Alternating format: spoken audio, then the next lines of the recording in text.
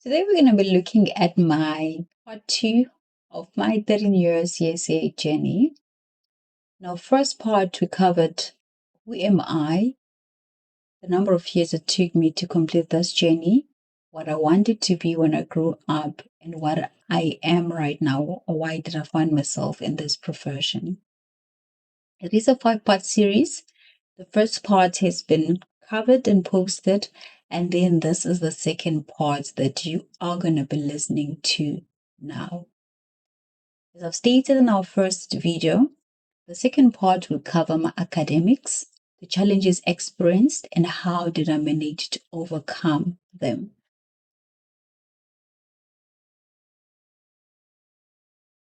When looking at my academics, in 2010 to 2013, I was doing my Bachelor of Commerce in Accounting with the University of KwaZulu-Natal.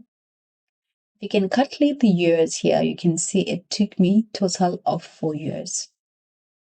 And in 2014 to 2015, I started my first postgraduate qualification called Postgraduate Diploma in Accounting Science with the University of KwaZulu of South Africa. And then 2016 to 2017, I was doing my postgraduate diploma in Applied Accounting Science, still with University of South Africa. And then in 2018, after I passed those two qualifications that I was doing at University of South Africa, I then proceed to write my first SAICA board exam called ITC. I passed the exam at first attempt. That was actually one of the first exam I managed to pass at first attempt, or one qualification that I didn't have any challenges to complete. And then 2018 to 2022, which is a total of 5 years, I was doing APC. So you can count from 2018 to 2022, that is a total of 5 years: 2018, 2019, 2020, 2021, and 2022. I started writing in 2018 and I only passed in the year 2022. So what we're going to do then, we'll have a coverage in terms of what happened in 2010 to 2018, 2014 to 2015, 2016 to 2017, as well as 2018. Since APC was a long journey, we will have a separate coverage for APC, where I take you through the challenges experienced and how did I manage to overcome the challenges that I experienced during that journey. 2010 covers my first year, so that was my first time in university, or the first year of my studies at the University of KwaZulu-Natal. So what were the challenges that I experienced? I did not have bursary or NSFAS when I started. From the first video, I had stated that I wanted to be a doctor, so all my applications were linked to MPCHB. So I didn't apply for Become Accounting initially, and when I was still in high school.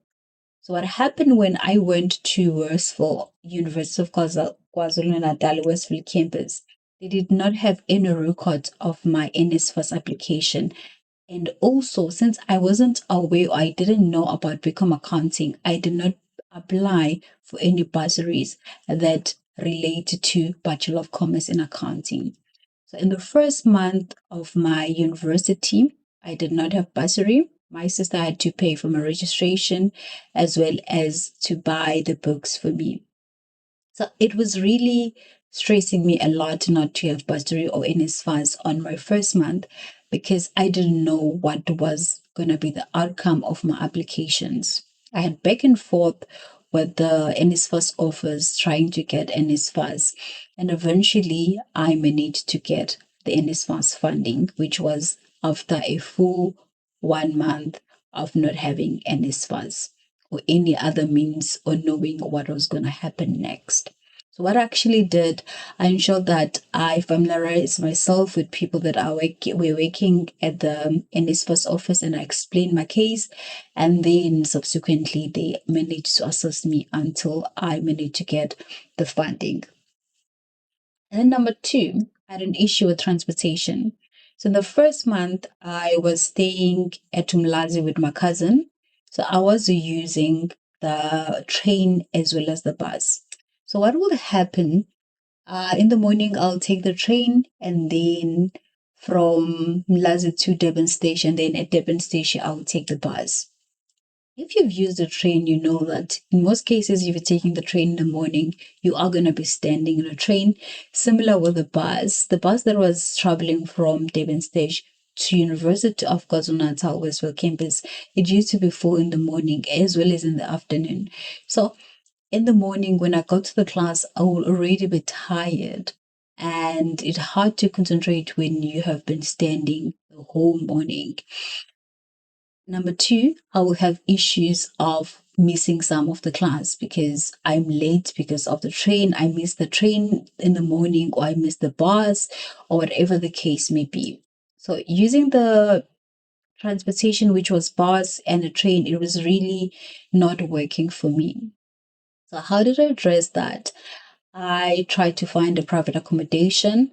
So in the first month, since I didn't have NSFAS, my sister did pay for my deposit, and then subsequently I used NSFAS to pay for my monthly rental. Then that was the way I resolved it, was to get a private accommodation and stop staying far from the school. And then what else happened? After I stopped using train as well as the bus, I moved to the private accommodation. So unfortunately, the private accommodation that I moved to, it was very far from school. So what the landlord did, they had hired a taxi that would take us early in the morning and bring us back in the evening. So if you miss the transport in the morning or in the afternoon, then that means you're going to have to use your own money to get home. So it was a challenge for me to stay there. I stayed there for the full year of my first year. However, it was a challenge because of the issue or inefficiency of the transport to and from the varsity. What was the second issue of staying in the private accommodation? My other issue was the fact that it was a lot of us, and the noise was too much in such a way that I couldn't study properly. The first semester, the house was full. Some of the rooms you found out that three students sharing the room, so it was very full and packed. The noise was very high after school, so it was very hard for me to study. But I'll try and push, but it wasn't very effective. And what was the other issue was the change of environment. I did my primary school and my high school at Umzindo. It is fully black Zulu places. So there was no Indian, there was no white people when I grew up. Also in the high school, there was no Indian or white teacher in my school. So literally, the language that I was fluent in, that I could speak proudly and very well, was Zulu. So moving to UKZN and having lectures that are mainly were Indians and like few white, it was it was a challenge for me because now I needed to try and understand English properly to ensure that I understand everything that is discussed in class. And that proved for me to be a challenge. The first few classes, I couldn't hear the lectures properly. Why? Because I wasn't very familiar with being in a class where a person teaching the module is not a Zulu person who can also convert the lesson into my own home language. So that change of environment for me, it was a challenge, that I had to overcome. How did I overcome that challenge? I decided to have a friend that is an Indian, so that helped me to familiarize myself with speaking English during break time and most of the time. So having friends that were Indians and non-Zulu, it did help me to overcome the struggle and challenge experience when it comes to speaking and listening English. And then the other issue that I experienced was the fact that because I couldn't study properly, I lost a lot of time when I was still using the trains, and I also lost time because I was staying in a place which there was a lot of noise. I couldn't study properly in all situations that I have mentioned. So I ended up having three subs. And then on those three subs that I had, fortunately, I passed one, but I failed two modules, which included the major. Then, if you see next part, we are talking about me failing accounting 101. What did it mean for me to fail accounting 101? It meant that I had to add additional year on my 3-year degree. So, if we look overall in terms of what happened in my first year, all that could have went wrong went wrong. However, I did try to overcome the challenges by trying to dress in the way that was possible for me to dress. Some of the issue I realized as I grew that I thought I did address them when I was doing first year, but as I grow older, I realized that some of the issues were not addressed properly, or I couldn't address it in the way that I should have addressed them. We're then going to move to the next slide. So in the next slide, I'm covering 2011 to 2013. 2011 to 2013, I was still at the University of KwaZulu-Natal, but obviously now you see some changes on the things that happen because I'm now familiar with the environment. I'm no longer a first year. And in 2010 to 2013, I was repeating accounting 101. And then, so I have already stated that in my first year, because of the struggles experienced, I ended up repeating accounting 101 in 2011. And then, because of the issues I had with the accommodation, my first accommodation, it was far, there was noise, and also I couldn't study properly. I decided to find a new private accommodation. Unfortunately, when I moved to the new private accommodation that was closer to the University of KwaZulu-Natal, it was also closer to informal settlement. So the people from the informal settlement will steal from us. They'll come and steal our laptops or our cell phones, whatever the case may be. So I then tried to overcome that by speaking with our landlord to advise that we needed to get alarms. So after we subsequently got alarms, the thieves realized that we had alarms, so they stopped becoming a problem or coming to our place over and over again. So that really solved our problem, and then I continued to stay in that accommodation until I finished my degree. Then in the year 2012, because in the year 2011, I was left with accounting 101 and economics 101, which I had failed the previous year. I then decided to, after completing that in the third year, which was 2012, I had only one module, which was accounting 200, because I had already completed other second year modules as well as first year module. So the year 2012, I then decided to register 8 non-degree purpose module.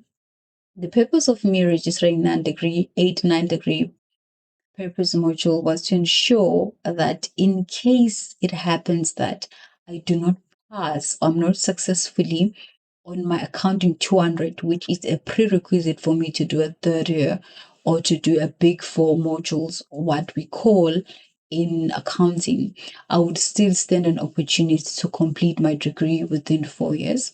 What were those additional measures that I had? I had to do economics and marketing, meaning to say in the subsequent year, which was going to be 2013, I was then going to be still able to graduate with Bachelor of Commerce in Marketing as well as economics. So that was the purpose of registering 8 9 degree purpose.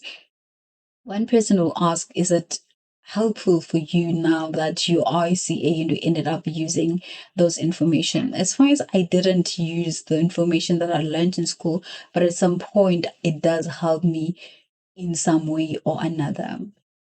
Now, what then assisted me to still complete at least in 4 years, is because I then became familiar with the environment. Now I can listen to the lecture and understand them in class. Now I'm familiar that I'm no longer in the place where I'm just gonna get out of the classroom and all I see is other people that speak my home language. So there was a lot of change and transitioning that happened during the period of 2011 and 2013, so much that I became so familiar and it was easy for me to ask questions in class if there was something that I didn't understand. So familiarity and trying to adjust, it really did help me to be compatible at the university level. And then 2013, I completed my degree. In 2 years, 2013, I did my final year modules, which was Big Four in auditing, accounting, management accounting, and taxation. And I passed those exams in the very same year that I started my degree. Then what comes next is 2014 to 2018. So in 2014, I had already completed my degree, which is Bachelor of Commerce in Accounting, and I started to apply for my training contract. So, what actually happened when I was applying for my training contract, I failed the interviews. I was failing the interviews. I was called for 3 interviews. And those 3 interviews, one was in Johannesburg and two were in KZN. So those 3 contracts were specifically for the training contract. So those were accounting firm that had called me to sit for the interview. Then they can decide whether to hire me or not. Unfortunately, I wasn't successfully in all the 3 interviews that I sat for. And then one will ask, what will be the reason that you failed the interview? The reason that I failed the interview is because I couldn't articulate myself clearly to the panel that they understand my response. Sometimes I'll understand the answers very well, and I could explain clearly to a person that speak my own home language, but I wasn't so articulate and I couldn't clearly respond to the question from the panel. And the other part was the incoming one where they asked me the question. Sometimes I wouldn't understand properly and I would be afraid to also ask them what do they mean by the question that they would have asked. So that proves that the issue that I thought I resolved in my first year of not being familiar with the English language was not addressed properly. That means I had to do something new to try and be in a position where I can clearly articulate myself and I can understand a person who speaks to me in a language that is not my mother tongue. Then, because now I had completed my degree and I was staying at home, my sister said, I cannot stay at home. I have to go to continue with my degree. And that means that I had to pay registration fee. What happened, my sister said, is gonna pay 8,000 registration fee for my studies. Then I can enroll with UNISA to do my CTA or my postgraduate diploma in accounting science. In that 20 year of 2014, that's when I started my first postgraduate qualification.